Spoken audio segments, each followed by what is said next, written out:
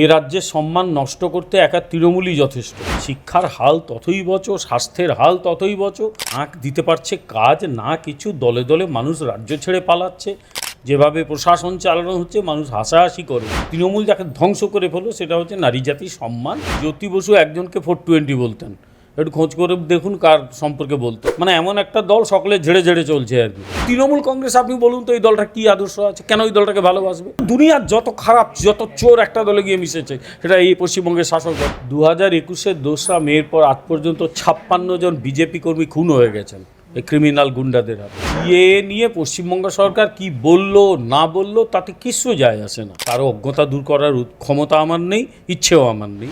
আরামবাগের পোশরায় কিছুদিন আগেই প্রধানমন্ত্রী নরেন্দ্র মোদী তিনি সভা করে গেছেন এবং তারপরে সেখানে কৃষকদের জমি নষ্টের অভিযোগ উঠেছিল। এবার সেই অভিযোগ নিয়ে তৃণমূল থেকে সর্বভারতীয় সাধারণ সম্পাদক অভিষেক ব্যানার্জি তিনি বলছেন যে বিজেপি নাকি কৃষক বিরোধী, কৃষকদের ভূমি নষ্ট করেছে।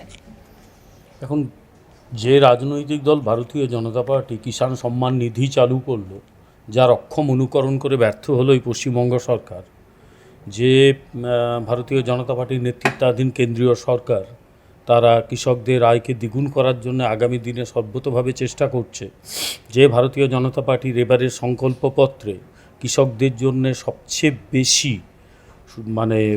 সুবিধে দেওয়া এবং তাদের আয় বৃদ্ধি, তাদের যে ফসলের ন্যায্য মূল্য বৃদ্ধির চেষ্টা করা হচ্ছে, তাকে কেউ যদি কৃষক বিরোধী বলে সে তার রাজনৈতিক কারণে বলছে অথবা অজ্ঞতার কারণে বলছে।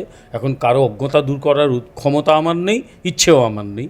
আমি শুধু রাজনৈতিক কারণে বলবো যে রাজনৈতিক আরও বহু ইস্যু আছে, সেগুলো নিয়ে আলোচনা করা যেতে পারে। এই ধরনের কথা বললে নিজের অজ্ঞতাই বেশি করে প্রমাণিত হচ্ছে। আরামবাগের একটি জনসভা থেকে অভিষেক ব্যানার্জি আরও বলেছেন যে সন্দেশখালীর মূল যে ঘটনাটি আছে সেই ঘটনাটা নিয়ে রাজ্যের সম্মান দেশের কাছে নষ্ট করছে বিজেপি। আপনার কি মনে হয়? এখন এই রাজ্যের সম্মান নষ্ট করতে একা তৃণমূলই যথেষ্ট। যা করে ফেলেছে পশ্চিমবাংলা এবং তার এই রাজনীতি যা চলছে এখানে, গোটা দেশের গোটা বিশ্বের কাছে একেবারে হাসির খোরাক। যেভাবে প্রশাসন চালানো হচ্ছে মানুষ হাসাহাসি করে, যেটা আদৌ প্রশাসন চলছে না, এখানে জমিদারি ব্যবস্থা চলছে। দ্বিতীয় কথা হচ্ছে যে এ রাজ্য একেবারে মানুষের নাক দিতে পারছে কাজ না কিছু, দলে দলে মানুষ রাজ্য ছেড়ে পালাচ্ছে। শিক্ষার হাল ততই বচো, স্বাস্থ্যের হাল ততই বচো, এবং যেটা ছিল সেটা যেটা বহুদিন আগে হয়তো ছিল, সিপিএম আমলে আস্তে আস্তে নষ্ট হওয়া শুরু হয়েছিল, তৃণমূল যাকে ধ্বংস করে ফেলো সেটা হচ্ছে নারী জাতির সম্মান।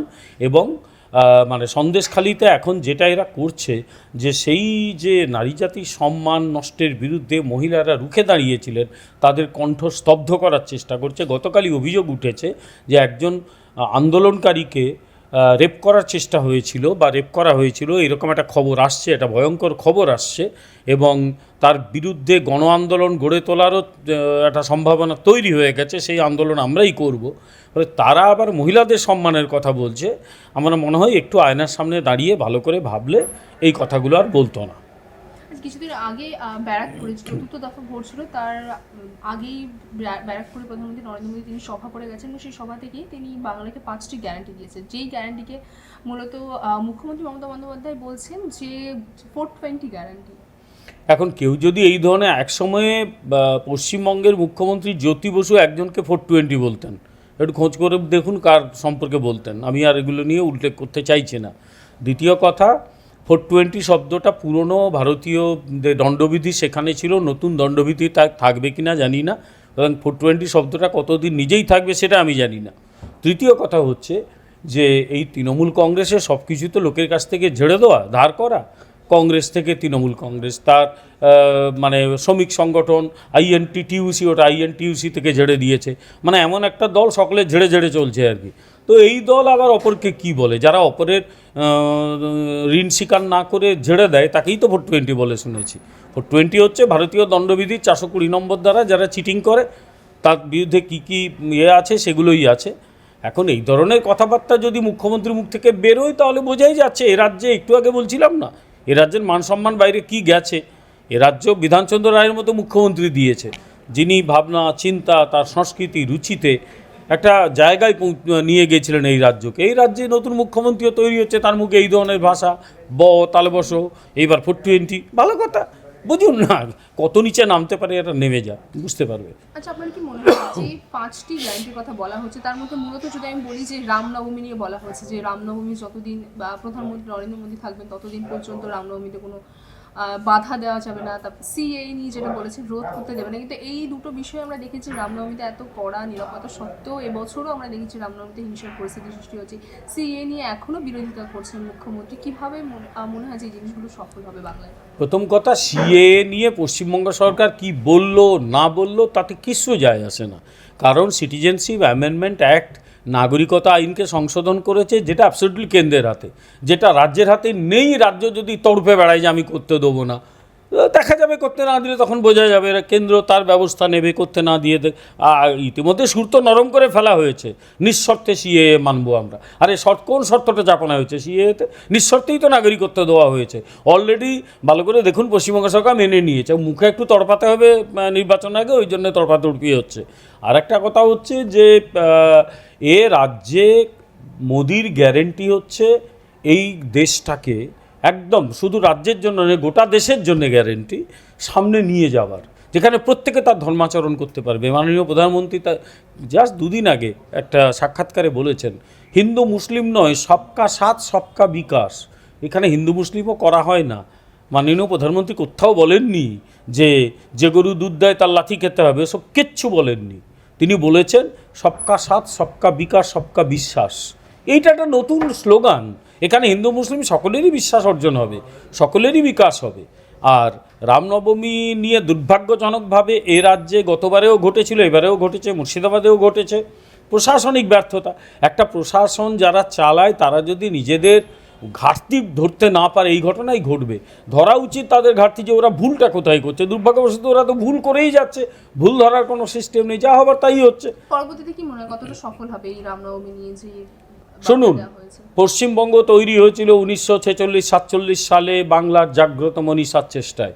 তা নইলে গোটা বাংলাটা ছবল নিয়ে নিত জিন্না। শ্যামাপ্রসাদ মুখার্জি এবং তৎকালীন যারা বাংলার